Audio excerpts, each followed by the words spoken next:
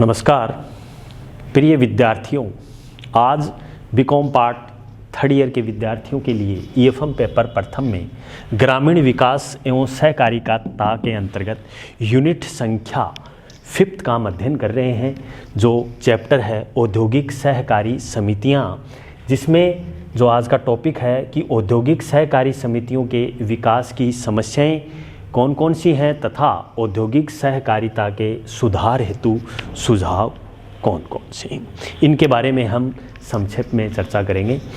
तो ये चैप्टर आपके एग्ज़ाम की दृष्टि से भी उपयोगी है, क्योंकि कई बार आपके विश्वविद्यालयों की परीक्षाओं में ये प्रश्न पूछ लेते हैं कि औद्योगिक सहकारी समितियों की कौन कौन सी समस्याएं रही हैं और इनके औद्योगिक जो सहकारिता हैं इनके कौन कौन से सुझाव हैं, इनके बारे में आप बताइए। तो हम चर्चा करेंगे। सर्वप्रथम हम बात करें इनकी समस्याओं की कि औद्योगिक सहकारी विकास की कौन कौन सी समस्याएं रही हैं, जिसमें हम बात करें कि भारत में औद्योगिक सहकारिता के विकास के लिए अनेक परिषद और संघों की स्थापना की गई हैं, क्योंकि इसके अतिरिक्त वित्तीय संस्थाओं द्वारा वित्तीय सहायता भी प्रदान की गई हैं। सरकार ने भी ये आवश्यक अनुदान प्रदान किए गए हैं कि पंचवर्षीय योजनाओं में भी विकास के प्रयास किए गए हैं, फिर भी इन संस्थाओं को आत्मनिर्भर नहीं बनाया जा सका है। इसके विकास की गति को अवरुद्ध करने वाली प्रमुख बाधाएं निम्न प्रकार की हैं, जिसमें है पहला है आर्थिक साधनों का अभाव।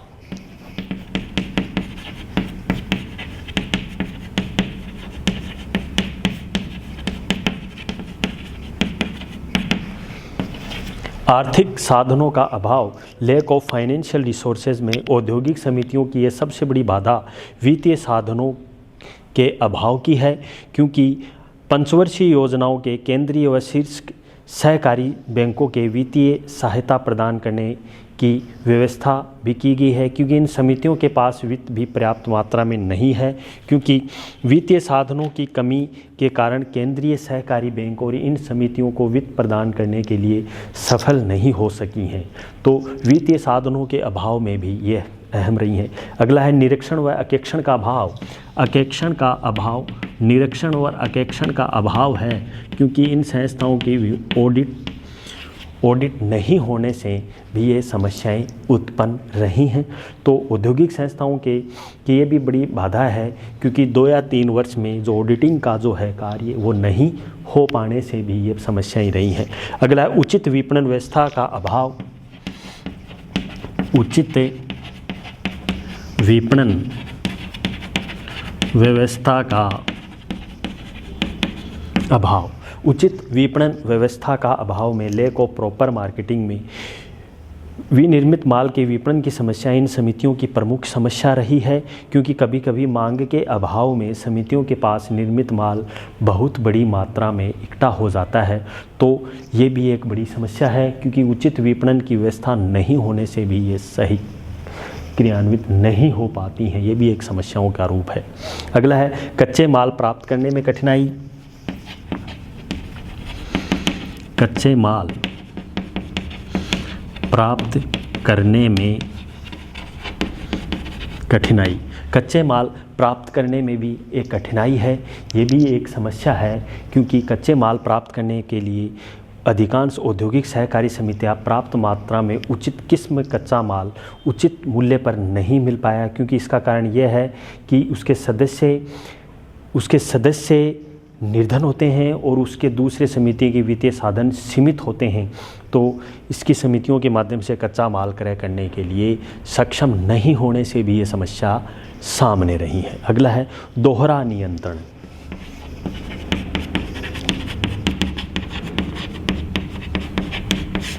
दोहरा नियंत्रण में भी डुअल कंट्रोल में औद्योगिक समितियों के दोहरे नियंत्रण की समस्या का सामना करना पड़ रहा है, क्योंकि एक और कुछ कार्य जैसे रजिस्ट्रेशन, निरीक्षण और अकेक्षण के लिए इन्हें राज्य सहकारी विपणन विभाग पर निर्भर करना पड़ता है, और दूसरी ओर वित्तीय आवश्यकताओं की पूर्ति के लिए सरकार, सहकारी बैंक और राज्य वित्त संस्थाओं के रूप में कुशलतापूर्ण निर्भर है। तो दोहरा नियंत्रण भी एक समस्याओं का रूप माना गया है।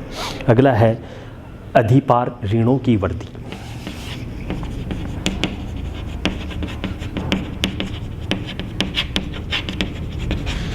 अधिपार ऋणों में वृद्धि भी एक अहम है, क्योंकि अधिपार औद्योगिक सहकारी समितियों के ऋण वसूली कार्यक्रम को ढील करने के लिए अधिवार ऋणों में लगातार वृद्धि होती जा रही है। एक अनुमान के आधार पर प्राथमिक औद्योगिक समितियों पर अधिपार ऋणों का अनुपात कुल बकाया ऋणों के 30% तक रहा है, और जो भी अधिक है वो अधिपार ऋणों की अधिकता के कारण वित्तीय साधन अवरुद्ध हो जाते हैं। परिणाम स्वरूप इनके ऋण देने की क्षमता भी कम हो पाती है। तो ये भी है। अगला है अधिक उत्पादन लागत। ये भी एक समस्या है।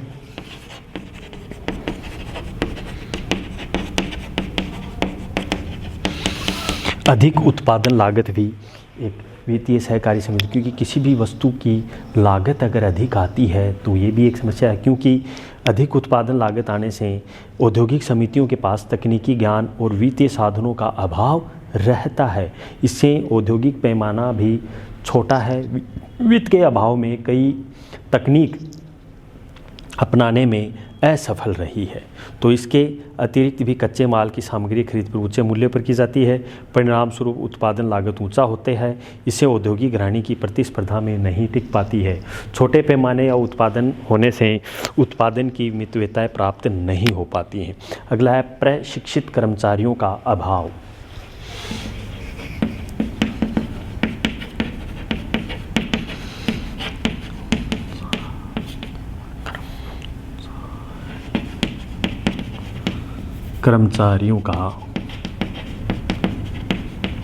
प्रशिक्षित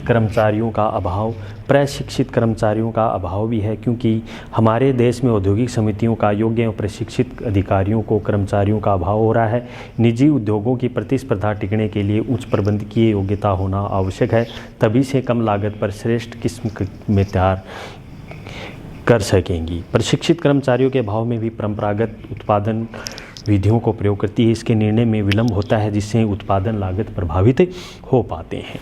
गला काट प्रतिस्पर्धा है।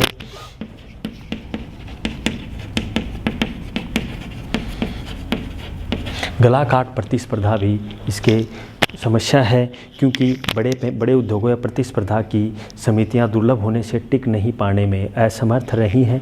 बड़े पैमाने में उद्योगों की तकनीक और उत्पादन विधियों को अपनाकर किस्म नियंत्रण कुशल कर्मचारियों की नियुक्ति करके वैज्ञानिक प्रबंध पर अपना अच्छी किस्म की वस्तुएं कम लागत पर तैयार किया जाता है। लघु कुटीर उद्योगों को सभी सुविधाएं नहीं मिल पाती हैं, तो बड़े उद्योगों की प्राथमिकताओं का सामना करने में असफल रही हैं। अगला है मध्यस्थ व व्यापारियों का एकाधिकार।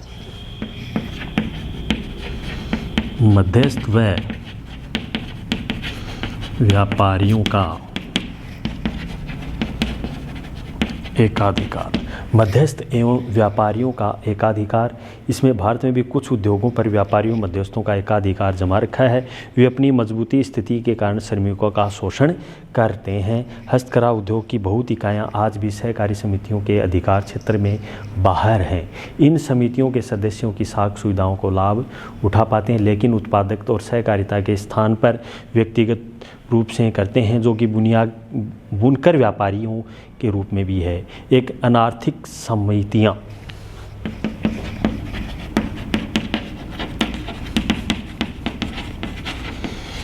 अनार्थिक समितियाँ भी इसकी समस्याएं हैं। कई बार आपने देखा है कि अधिकांश औद्योगिक समितियां बिना सोचे विचारे अविवेकपूर्ण ढंग से प्रारंभ की गई हैं। स्थापना के प्रारंभ से सहकारी अधिकारियों द्वारा ऋण एवं अनुदान अनुशासन के आधार पर आश्वासन दिया जाता है कि कालांतर में आश्वासन पूरे न होने पर उसका संचालन मुश्किल हो जाता है।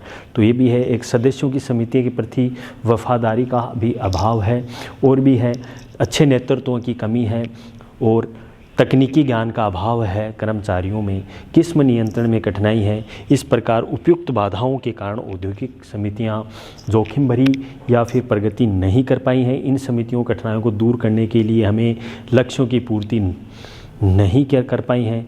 तो हमें किस प्रकार से इनका सुधार या सुझाव करें, उनके बारे में हम अब चर्चा करेंगे।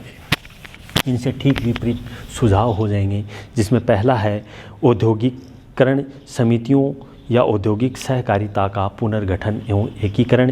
क्योंकि औद्योगिक सहकारी समितियों की एक नई दिशा की हम बात करें तो आर्थिक दृष्टि से सुदृढ़ आवश्यक है, क्योंकि औद्योगिक सहकारी समितियां अपनी संचालन व्यवस्था में सुदृढ़ करके उत्पादन कार्यों के लिए ऋण दें, समय पर निरीक्षण एवं अंकेक्षण करें, प्रथम व द्वितीय कार्यकारी दल इन समितियों का अध्ययन करें, सुधार हेतु आवश्यक सुझाव देवें।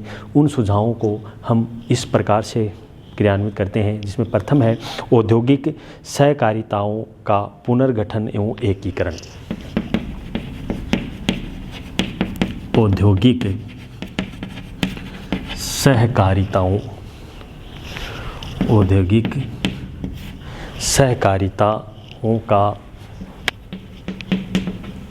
औद्योगिक सहकारिताओं का पुनर्गठन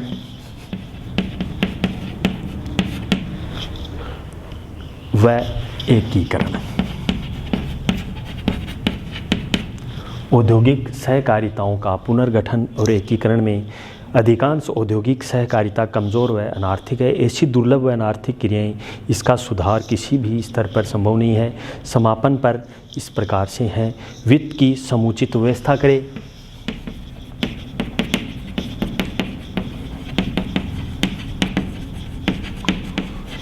वित्त की समुचित व्यवस्था इसके सुधार के सुझावों में सम्मिलित है। कच्चे माल की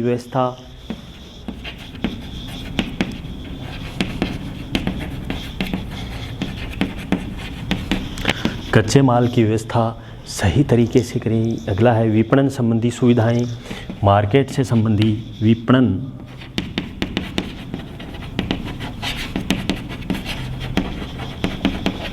विपणन संबंधी सुविधाओं का भी ये पुनर्गठन या विपणन संबंधी सुविधाओं का भी अहम है। एक प्रबंध की दोहरी व्यवस्था समाप्त। प्रबंध की दोहरी व्यवस्था समाप्त हो। प्रबंध की दोहरी व्यवस्था समाप्त हो या प्रबंध की दोहरी व्यवस्था का समापन हो। साख सुविधाओं की व्यवस्था, 6 पॉइंट की हम बात करें। साख सुविधाओं की व्यवस्था, साख सुविधाओं की सही तरीके से व्यवस्था करें। To provide the credit facilities को शामिल किया गया है। किस्म नियंत्रण की व्यवस्था, अच्छी किस्म